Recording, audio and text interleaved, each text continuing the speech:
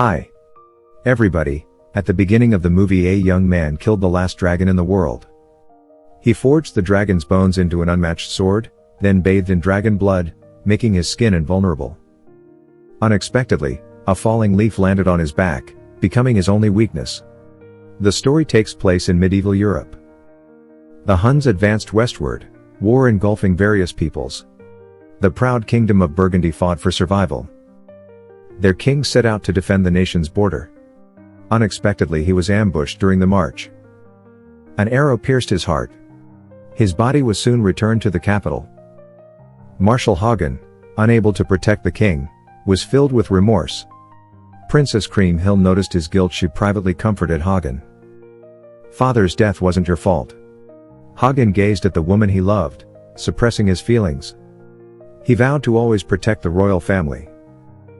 Soon after, Crown Prince Gunther ascended the kingdom of Burgundy was surrounded by threats. They urgently needed powerful allies. The easiest way to form an alliance was through marriage. The princess debated this matter endlessly. Finally, King Gunnar made a decision. He would marry his sister Kriemhild to Ardo of Lombardy. Ardo's wife had recently died in childbirth. By aligning with Lombardy, they could strengthen Burgundy's eastern borders. Gunnar planned to marry off his sister in the summer though. Hagen felt bitter. He obeyed the king's orders. He privately informed Kriemhild, hoping she would be prepared. The princess knew that aligning with the east had been her father's wish. Therefore, she did not oppose the marriage. That night, thunder and lightning filled the sky. 11 foreign cavalrymen camped outside the city gates. They bore no banners, appearing as wandering warriors, though they remained outside the city. Everyone sensed danger. The next morning, several strangers arrived at the gates. The princess observed them from hiding. She noticed that one cloaked man's face could change a will. Gunther received the lead knight, learning he was Siegfried, son of King Sigmund. The two nations had once been allies. Young and impetuous, Siegfried immediately challenged Gunther to a duel. The people blocked the king as Burgundians never fought alone. They were united family. If Siegfried wished to challenge the king, he had to defeat everyone first. Siegfried wasn't foolish enough to fight a group alone. Gunther arranged guest rooms for Siegfried's party. However, the princess felt uneasy about the cloak. Those eyes were not human. Kriemhild recalled legends of ancient rulers. There were nocturnal creatures said to invade human dreams. To ease the princess' worries, Hagen monitored Siegfried's men at night. They drank and made merry, showing no caution. Only the cloaked man hurried into an alley, disappearing into a dark warehouse. Hagen pursued and caught him, finding only a few tattered bags. At that moment, a drunken Siegfried stumbled out of his room. Hagen warned him, "There's no place for you here. Take your men and leave immediately." But that midnight, Hagen was plagued by nightmares. The next day a white horse went wild. Kriemhild chased after it. Concerned for her safety, Hagen followed swiftly. The princess failed to catch the horse. She confided in Hagen that she didn't want to marry far away. In the following days, Siegfried claimed to have had a prophetic dream. It foretold that Queen Brunhilde of Iceland possessed the power to cast spells from the other side of the world. Everyone turned solemn upon hearing this, but the next moment, Siegfried laughed heartily as if it had been a joke. During this time, Kriemhild stayed in the women's quarters. The flirtatious Siegfried insisted on meeting the princess. He barged into her room and was promptly expelled. Meanwhile, Siegfried jokes at the dining table unsettled Gunnar. He longed to meet Queen Brunhilde of Iceland. Hagen advised the king not to trust Siegfried. He suggested keeping the princess at home, even without allies. Burgundy was strong. Gunther trusted Hagen and decided to cancel the marriage plan unexpectedly. The next day, a corpse was found outside the city, stabbed to death. Hagen received the news and reported to the king. The Saxons and Danes had rebelled. They had reached the vicinity of the Rhine River. Burgundy was now isolated and helpless. The king instructed Hagen to speak with Siegfried, hoping the valiant warrior would join the battlefield. If he agrees, Gunther is willing to marry the princess to him for the sake of Burgundy. Hagen has no choice but to carry out the king's order. Hagen went to the guest palace but found only the cloaked man. He's a dwarf named Ulrich. He noticed the dragon scar on Hagen. He said Siegfried had slain the dragon, bathed in its blood to become invulnerable, and forged the dragon's bones into the sword Bama. However, during the bath, a leaf landed on his back, becoming Siegfried's only weak spot before Hagen could return to the palace. Siegfried had already sought the king's permission, promising to wield Bamong for Burgundy. Before the great battle, Hagen went to bid farewell to the princess. Kriemhild had learned that Hagen persuaded the king to cancel the marriage. She questioned Hagen about why he had made her stay, but Hagen never expressed his true feelings. The next day they advanced rapidly along the Rhine valley. Hagen quickly devised a battle plan. He pointed out that although the Saxons and Danes were brave, they lacked discipline. Therefore, their troops must maintain order. Siegfried paid no heed. He always believed in winning through strength. Late at night, Hagen saw Siegfried ride into the woods. The next morning he returned carrying the Saxon king's head. The enemy, having lost their leader, became demoralized. Siegfried drew Bamong and led the charge. The soldiers ignored Hagen's orders and followed Siegfried into battle. Hagen was forced to keep up with the army, although Siegfried was invincible. The other soldiers were mere flesh and blood.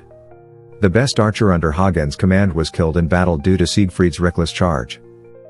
Hagen, desperate to save his men, was also struck blind in one eye. Hagen was distracted and lost his left eye. Siegfried saved Hagen in time. The war ended in victory. The heroic Siegfried was worshipped by the people.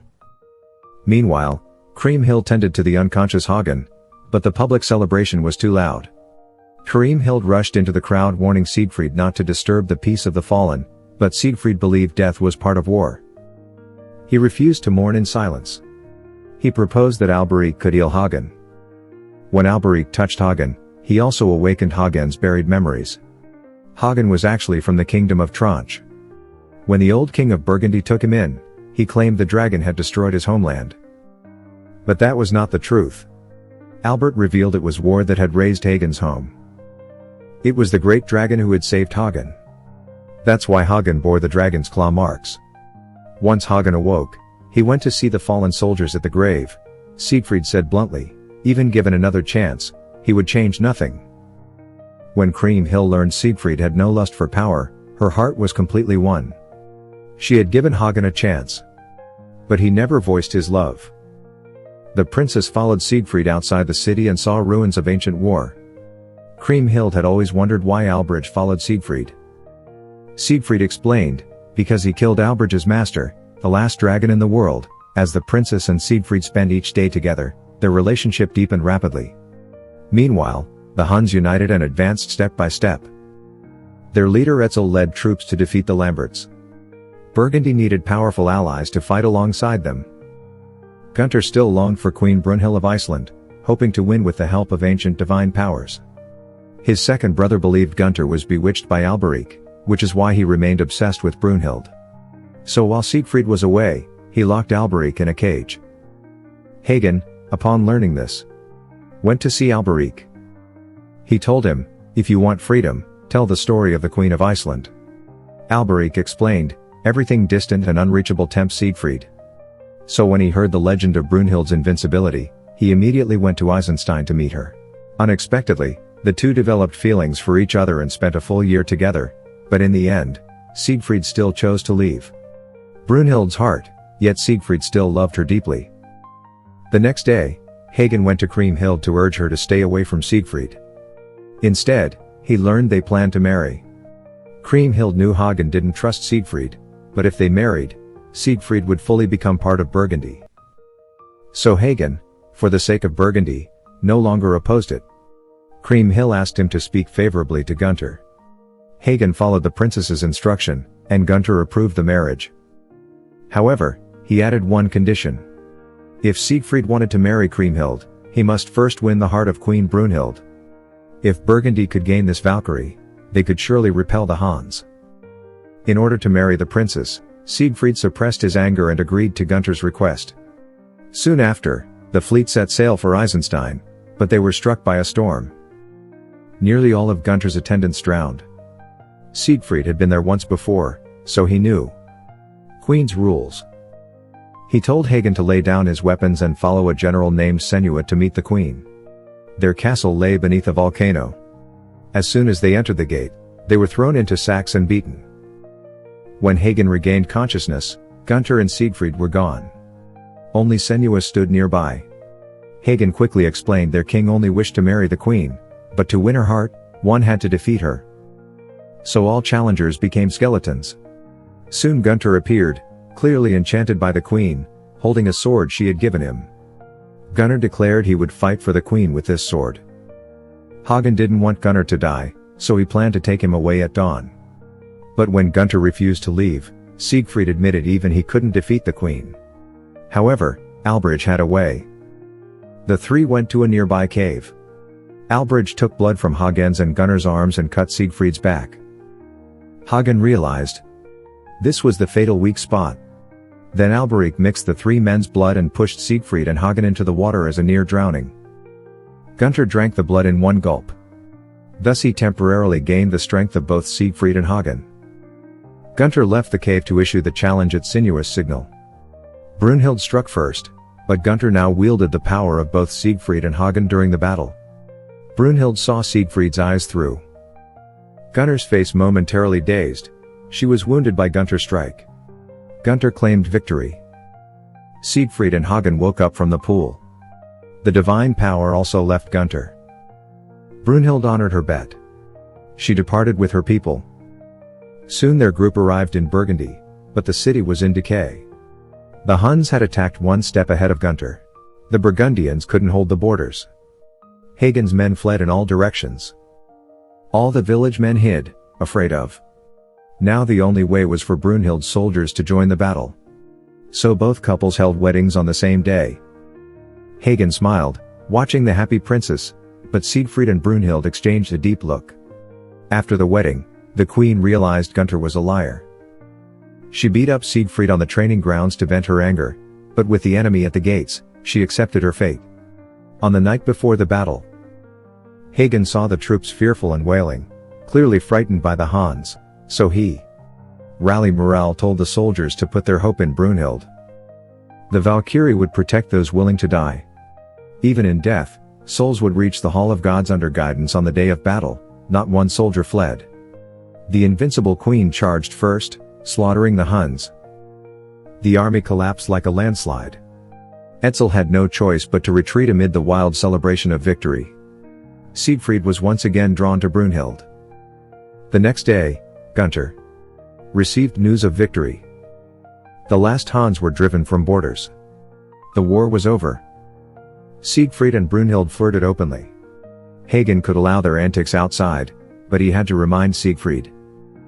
"You fled your father? I lost my home. Burgundy is now our shared homeland. When we return, you must be loyal to Kriemhild." Siegfried embraced Hagen, promising to treat the princess well. Burgundy returned to peaceful days, but Siegfried didn't like the peace. His followers all bid farewell one by one. Siegfried repeatedly asked Kriemhild to explore the world with him, but Kriemhild was a princess of Burgundy. She wouldn't leave her people. Meanwhile, Siegfried sensed Gunther's attitude shifting because Siegfried's achievements overshadowed the king. On the other hand, Gunther already noticed Siegfried's bond with Brunhild at the celebration banquet. Siegfried disrespected one of Gunther's younger brothers. Gunther erupted in fury, scolded Siegfried, and humiliated him as his vassal. Their relationship deteriorated further. Gunnar was tormented by jealousy and rage. Even Hagen was questioned when he tried to mediate. Gunther started doubting Hagen's loyalty. Then he told Hagen that last night Brunhild rode out of the city. He followed her secretly and saw her meeting Siegfried in private. Hearing this, Hagen finally lost his temper and asked where Siegfried was. Gunther said, "Who knows? He comes and goes as he pleases." Even Kriemhild didn't know her husband's whereabouts. Her tears meant nothing to Siegfried, and Siegfried didn't care about the Burgundians' admiration. He was a drifter. He would never change for anyone. Hagen understood the king's message. Siegfried would eventually break the family order. To prevent that day, Hagen had to kill him. That day, Hagen invited Siegfried to hunt deer in the forest. They soon brought down a white stag in the palace. Kriemhild awoke with a start, a vague sense of doom rising in her heart. Meanwhile, Hagen had a chance to assassinate Siegfried from behind while he washed his hands, but instead he threw Bamong to Siegfried, asking for a fair duel, although Siegfried was invulnerable to weapons. Hagen's relentless training gradually pushed Siegfried back. Hagen forced Siegfried into a ravine and held him under the water, but Siegfried grabbed his sword from the river and stabbed Hagen's thigh. Wounded, Hagen fell into disadvantage. A cold blade pressed against his throat. He closed his eyes, resigned to death. At that moment, Gunther suddenly appeared. He stabbed Siegfried in the back shoulder and killed him. Hagen got up and told Gunther to leave quickly to avoid being seen because a king could not kill a hero. After Gunther left, Hagen saw Albert standing not far away, but as he walked over, the shadow turned into a dead tree. Soon after, Hagen returned to the city with Siegfried's corpse. He announced he had killed him in a duel. Pregnant Kriemhild was devastated. Brunhild let out a grief-stricken roar. Hagen became the public enemy of all. Kriemhild cursed Hagen to live long enough to serve Siegfried's son as he grew up. That would be the cruelest punishment for him. Like and subscribe for more interesting movie like this. Turn on notifications and leave a like to help the channel out. Thank you for watching.